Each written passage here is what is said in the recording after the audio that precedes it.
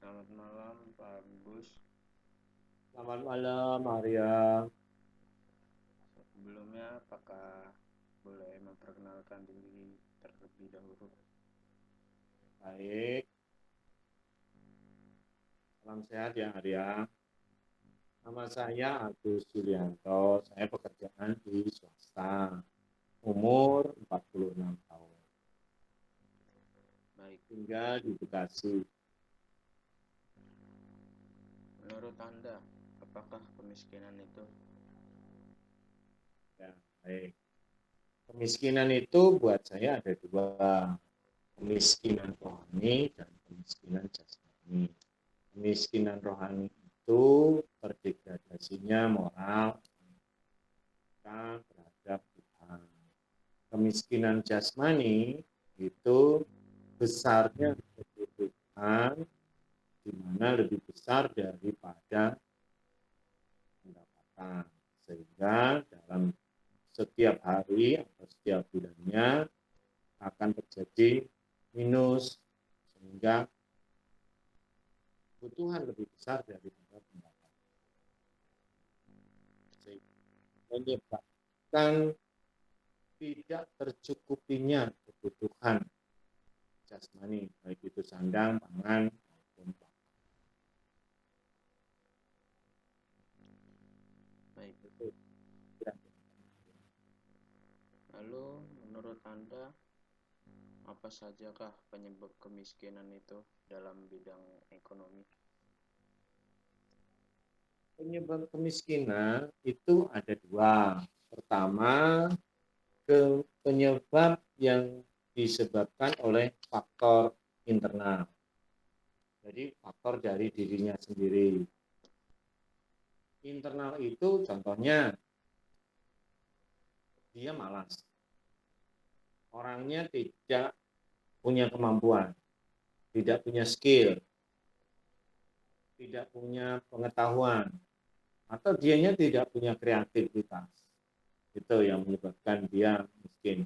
Kemudian penyebab yang eksternal itu lingkungannya dia yang tidak mendukung. Contohnya, ya memang dia lingkungannya tertutup, misalnya di gunung atau di tempat yang terpencil gitu. Kemudian dia tidak punya kemampuan tadi didukung misalnya lingkungan dia atau di tempat rumahnya dia memang tidak ada akses untuk membuat dia memiliki kemampuan atau dalam bidang ekonomi atau lingkungannya dia menolak keberadaannya dia atau lagi lingkungan eksternalnya jadi eh, kondisi lingkungan yang nggak harmonis terutama di keluarga itu. Baik, lalu menurut Anda, siapa saja yang dapat membuat rakyat semakin miskin? Yang dapat membuat rakyat semakin miskin salah satunya pendidikan. Kalau pendidikannya itu bagus, otomatis pengetahuannya bisa baik, kemudian keterampilannya juga pasti baik, kemudian dia bisa menciptakan ekonomi-ekonomi yang kreatif gitu ya. Nah, kemudian satu itu dari dia. Kemudian kalau dari faktor eksternalnya atau misalnya dari pemerintah misalnya kenaikan harga ya kenaikan harga semakin tinggi semakin besar sehingga karena dia pendapatannya kecil dia tidak bisa mengimbangi terhadap atau tidak terbeli barang-barang konsumsinya atau barang-barang pokok untuk hidup saja itu tidak terpenuhi itu yang itu yang bisa menyebabkan dia miskin. Jadi orangnya sendiri yang membuat, kemudian keluarga itu pengaruhnya besar, kemudian lingkungan itu bisa lingkungan di sekitarnya dia, atau lingkungan itu juga bisa jadi kebijakan-kebijakan yang baru. Itu ada. Lalu, menurut Anda, bagaimana mengurangi angka kemiskinan di Indonesia?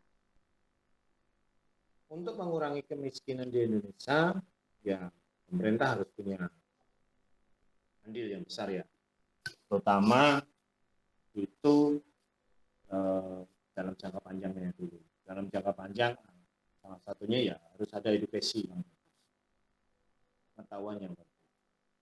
Ya, itu bisa dari sekolah, bisa dari keterampilan, bisa bina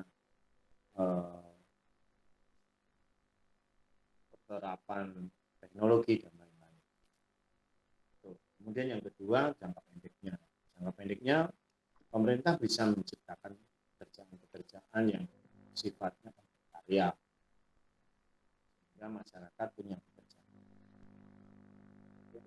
Dan masyarakatnya sendiri itu harus terbuka, mau membuka diri, mau membuka terhadap perubahan-perubahan. Kalau sekarang ini contohnya sudah eranya digitalisasi, ya masyarakatnya juga harus ikut, tidak bisa mengandalkan manual-manual saja, tapi sudah ikut perkembangan. Tapi yang paling penting sebenarnya membuat cakrawala berpikir supaya masyarakat punya ekonomi kreatif lah. Harus berpikir kalau misalnya dia punya duit 20.000, harus bisa dikembangkan bagaimana caranya 20.000 itu bisa menjadi 30.000, bisa menjadi 40.000, dan terus. Tidak harus konsumtif. Jadi apa-apa harus dihabiskan, harus meningkat. Di samping itu perlu gerakan menabung dulu. Kalau kita punya penabung, punya tabungan, kita bisa investasi dari ekonomi. Itu Arya. Lalu menurut Anda, apakah bisa pemerintah mengentaskan kemiskinan di Indonesia? Ya, bisa. Pemerintah melalui program-programnya, terutama program padat karya, itu paling gampangnya, itu untuk masyarakat paling bawah, padat karya. Kemudian kalau jangka pendek ya, atau jangka menengah ya, itu melalui edukasi, melalui keterampilan tepat guna, sehingga masyarakat punya skill untuk ya, membuat terobosan-terobosan baru dalam mendapatkan rezeki. Misalnya contoh dia belajar atau praktek atau punya keterampilan untuk menjahit atau montir atau apa sih, nah itu kan kreatif. Kemudian yang ketiga, untuk generasi muda, itu jangka panjangnya generasi muda harus dididik, dibimbing melalui pembelajaran ya, pembelajaran supaya pengetahuannya dia, keterampilannya dia, skillnya dia itu mampu untuk meningkatkan ekonomi yang kreatif, sehingga ekonomi kreatif itulah nanti akan menyokong atau menumbuhkan ekonomi mikro atau ekonomi kecil, sehingga kelanjutannya ya akan menjadi ekonomi yang besar. Nah, di samping itu pemerintah juga harus membimbing. Kalau sudah ada masyarakatnya yang punya keterampilan, ya harus dibimbing, misalnya melalui pembinaan atau pemodalan menggunakan misalnya kan sudah ada ya pemberian pinjaman kredit usaha kecil